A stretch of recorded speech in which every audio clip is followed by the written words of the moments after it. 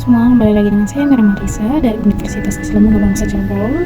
Prodi Pendidikan Agama Islam semester 2. Di sini saya ingin mewawancarai Bapak Dr. Andes Usmani HMMHI untuk memenuhi tugas akhir semester mata kuliah fikih Munakahat Jinayah dengan tema asas hukum pidana Islam. Bagaimana? Mari kita tonton videonya. Assalamualaikum warahmatullahi wabarakatuh. Waalaikumsalam warahmatullahi wabarakatuh. Saya dari Universitas Islam Agama Cirebon, jurusan Pendidikan Agama Islam semester 2. Di sini saya ingin mewawancarai Bapak tentang asas hukum pidana Islam. Di sini saya ingin bertanya tentang ada pertanyaan sedikit. Yang pertama, saya ingin bertanya, apabila suatu hukum terdapat pada Al-Quran dan Qisas saling bertentangan, maka kita harus mengambil hukum yang mana? Ya, Assalamualaikum warahmatullahi wabarakatuh. Waalaikumsalam. Bismillahirrahmanirrahim. Salatu wassalamu ala rasulillah wa ba'd. Mahasiswi bunga bangsa ya, yang dimuliakan oleh Allah. Alhamdulillah pada pagi hari ini Allah silaturahmikan kita bersama-sama untuk mendalami salah satu syariat hukum Islam yang adanya berkenaan dengan pidana di dalam Islam. Sebelum saya menjawab tentang bagaimana kalau ada hukum Islam kemudian bertabrakan kalimatnya mungkin tidak sesuai dengan hukum pidana yang ada di Indonesia, hukum positif yang ada di Indonesia. Sebelum saya ke situ terlebih dahulu saya ingin menyampaikan bahwa Islam hadir itu prinsip-prinsipnya dalam agama itu adalah ingin menjaga 5 hal yang biasa disebut dengan, ini juga sama disebut dengan asas hukum Islam. Jadi hukum Islam hadir itu prinsip-prinsipnya ada 5 yang ingin dikedepankan oleh Islam. Yang pertama adalah hifdzuddin, yaitu menjaga agama manusia. Jika beragama, agama apa yang harus dianut, apa amalan-amalan dalam agama yang kita anut. Itu syariat Islam hadir itu adalah yang pertama adalah ingin menjaga agama kita, jangan sampai kita beragama tetapi kemudian agamanya tidak sesuai yang dikehendaki oleh Allah.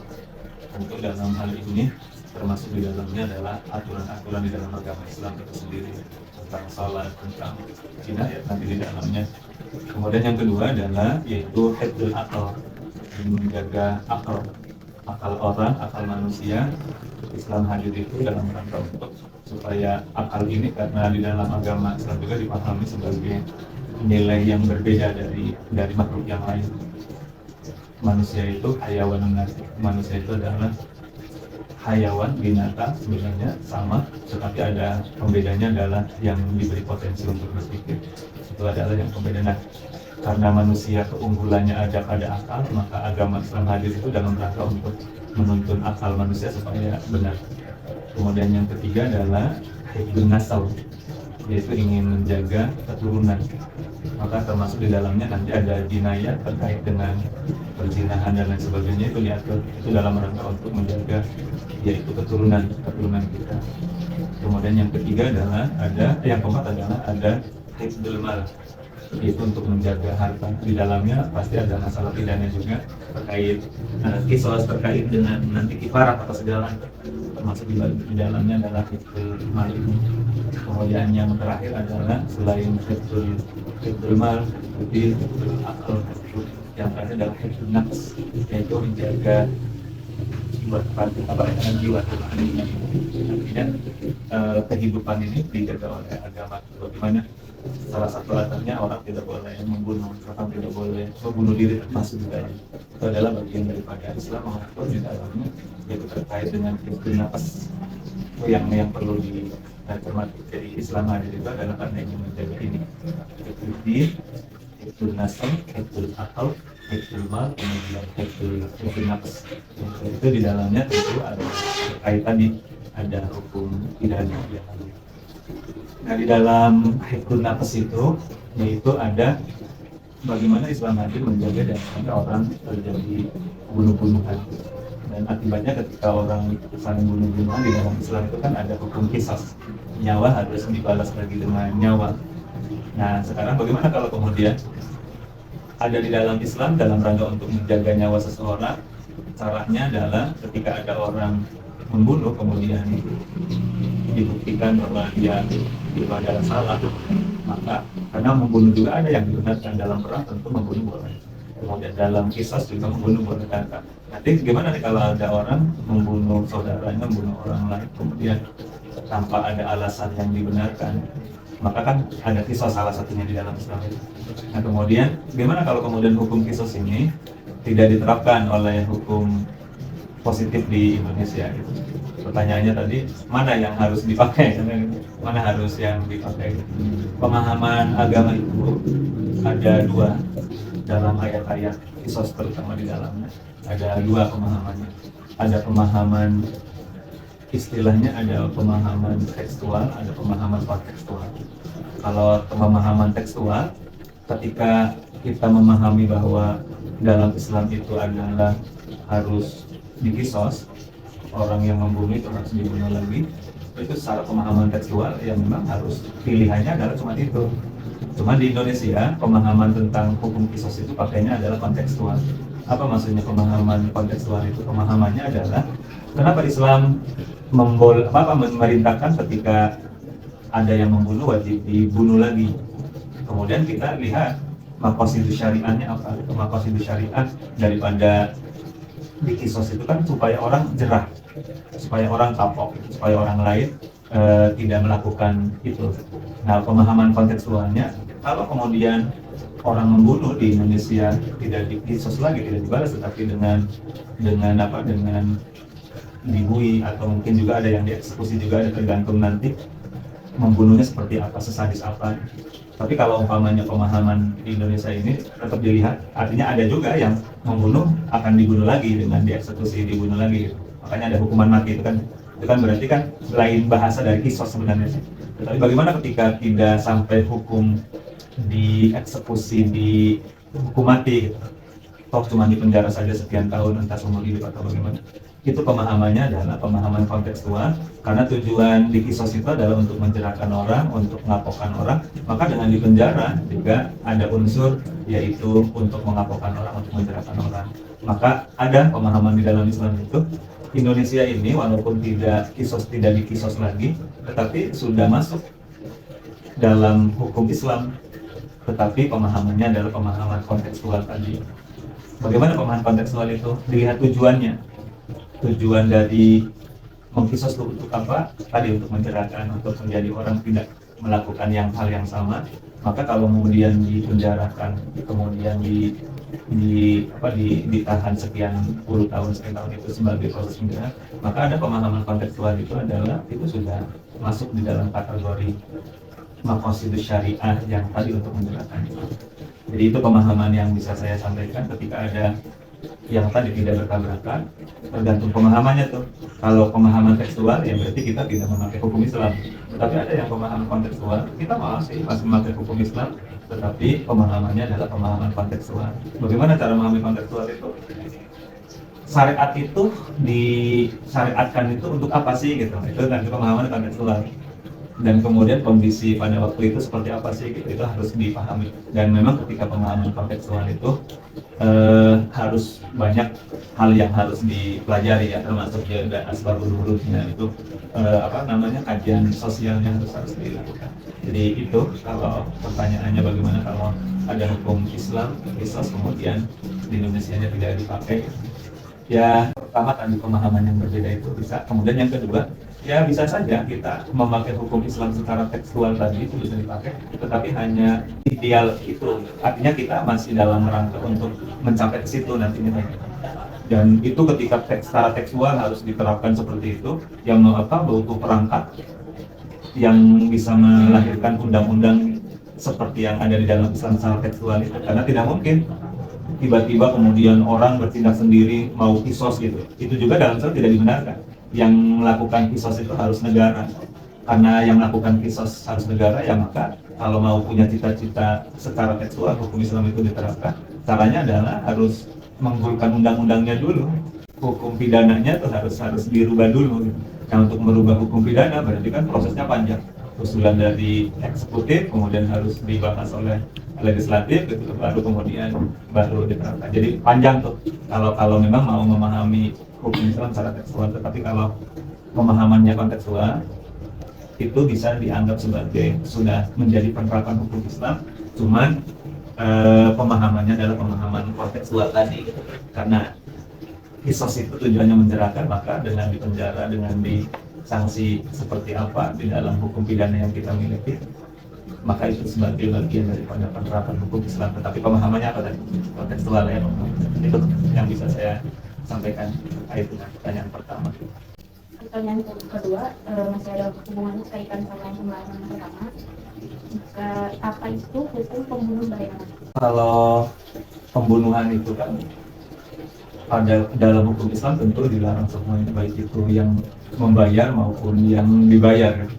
Dan antara yang membayar dengan yang dibayar itu, gitu, hukumannya adalah sama-sama dia sebagai pembunuh. Adapun nanti pembunuh itu nanti akan ada tingkatannya, ada pembunuh sebagai perancang intelektual, pembunuh intelektualnya, gitu, ada juga yang sebagai eksekutornya. Tetapi di dalam Islam siapapun yang terkait dengan pembunuhan itu, maka tentu ada sanksinya. Walaupun di dalam Islam itu tidak semuanya pembunuh kemudian harus dibunuh lagi.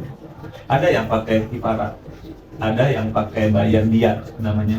Jadi, nah gimana kalau di dalam hukum Indonesia gitu tentang pembunuh pembayar, semuanya akan diproses, kemudian akan diputuskan hukumannya adalah sesuai dengan peran serta seberapa banyak. Bahkan bisa jadi pembunuh bayaran itu lebih kecil hukumannya daripada intelektualnya yang membayar dan yang mengatur tadi. Kayak model kemarin antara Sambo dengan yang lain itu kan masih berat Sambonya, walaupun pengakuannya bahwa Sambo tidak ikut membunuh, tetapi yang membunuh adalah yang lain. Tetapi dua-duanya, baik itu yang menyuruh maupun yang melakukan, tetap masih dikaitkan sebagai pelaku. Adapun pelakunya nanti hukumannya berat mana, kemudian tergantung nanti kondisinya. Artinya akan disidangkan, kemudian kena latar belakangnya. Artinya bayaran juga kan macam-macam. Ada yang bayaran mungkin karena dipaksa, ada juga mungkin bayaran karena diminta, ada juga bayaran karena ada transaksi, kalau berani sekian, itu nanti akan dipertimbangkan semua. Tetapi pada prinsipnya antara yang membayar dengan yang dibayar harus ada efek jerah kedua-duanya. Artinya dikelompokkan sebagai pembunuh juga gitu, cuman pembunuhnya nanti ada bobot sanksinya itu mungkin nanti dilihat dalam persidangan. Pada prinsipnya antara pembunuh bayaran dan yang membayar itu sama-sama harus diberi sanksi jerah, kan? Karena wala taqtulu anfusakum itu adalah larangan tidak boleh membunuh itu ya unsur manapun, entah yang bahkan dalam kaidah fikih itu al-amru bisyai' amru biwasail ini. Ketika Allah memerintahkan sesuatu, maka memerintahkan juga pelantara faktor X-nya itu. Kemudian dibalik an-nahyu bisyai' berarti an-nahyu biwasail. Ketika Allah melarang tidak boleh melakukan apa, kemudian pelantaranya juga, wasilah-wasilahnya, perangkat-perangkatnya yang mendukung situ juga termasuk ada larangan. Nah tadi Allah menyuruh membunuh, berarti yang menyuruhnya juga dilarang. Allah melarang membunuh, maka siapapun yang membunuh itu, yang terlibat itu dilarang semuanya. Baik itu yang membayar, baik itu yang termasuk yang barangkali membantu cuma sekedar membantu saja gitu, itu semuanya harus disertakan sebagai pelakunya. Karena di kaidah fikih gitu, mala yatimul wajib bila fi awal wajib, mala yatimul haram bila fi awal haram. Kemudian al-amru bisyai' amru biwasail, an-nahyu bisyai' an-nahyu biwasail. Ketika Allah melarang sesuatu, maka perangkat-perangkat yang mendukung faktor X-nya juga termasuk dilarang.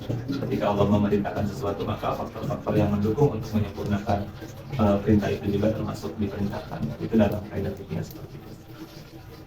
Kalau yang pembunuh bayarannya ya terpaksa karena terancam, itu bagaimana? Sama di dalam hukum pidana termasuk dalam hukum Islam, sama-sama ada hukumannya. Cuman tadi hukumannya kalau di dalam Islam itu ada istilah amdun khoto, ada istilahnya amdun makhot. Pembunuhan itu ada yang murni memang dia sengaja, kemudian ada juga yang dia membunuh tetapi tidak murni dari dia inisiasinya gitu, tetapi ada yang membunuh. Nah nanti antara amdun khoto dan amdun makhot itu ada perbedaan sanksi saja. Di dalam Islam juga sama.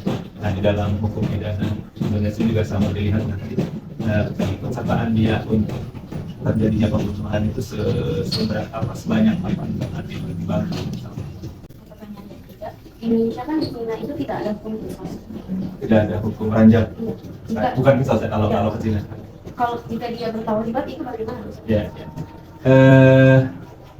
Di Indonesia tadi tidak pakai ranjam ya untuk masalah zina itu, dan di Islam juga tidak semuanya diranjam, artinya melihat perzinahannya. Nah di Indonesia ini memang ada yang dihukum, ada yang tidak perzinahan itu. Apa diantaranya perzinahan yang tidak dihukum itu? Kalau suka sama suka itu dianggap tidak melanggar hukum itu. Karena deliknya dalam hukum pidana Indonesia itu delik perzinahan itu dari pengaduan harus ada orang yang merasa dirugikan. Itu bagaimana di dalam Islam? Kalau di dalam Islam tidak pandang bulu.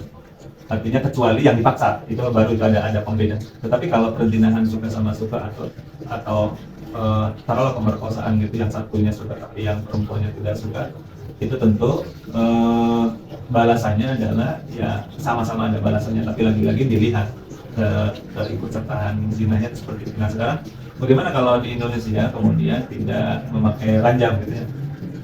Di Indonesia lagi-lagi tadi pemahaman tekstual dengan cara dikurung, dan ini ceritanya kalau di Indonesia ini kalau deliknya pengaduannya kalau diadukan apakah dia tidak diranjam itu sudah hukum Islam?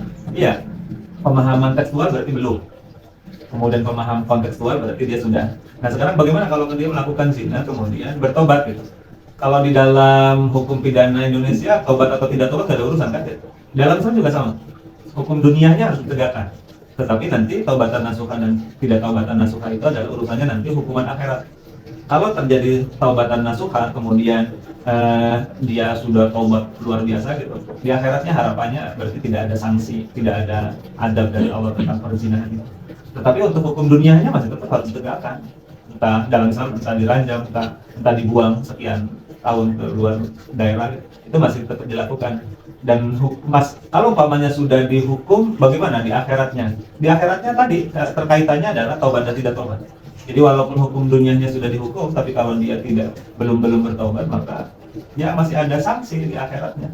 Itu hubungannya adalah dengan Allah yang melanggar tadi. Hadirnya agama adalah ingin hifdzun nasl tadi, ingin menjaga keturunan. Jadi taubat dengan hukuman dunia itu sesuatu yang berbeda. Jadi kalau taubat itu hubungannya adalah dengan akhirat, sedangkan hukum dunia di dalam hukum pidana Indonesia juga tetap harus disanksi kalau ada pengaduan. Di hukum Islam juga sama, tetap harus ditegakkan walaupun dia sudah taubatan nasuha. Banyak kan ceritanya yang disuruh taubat dulu, bahkan kebanyakan di Saudi ini kalau mau dieksekusi juga suruh sholat dulu, suruh barangkali ada pesan apa saja, itu kan taubat ya. Tapi tetap untuk hukumannya sih ya ditegakkan gitu. Adapun tobat itu tujuannya adalah hubungannya dengan nanti di akhiratnya.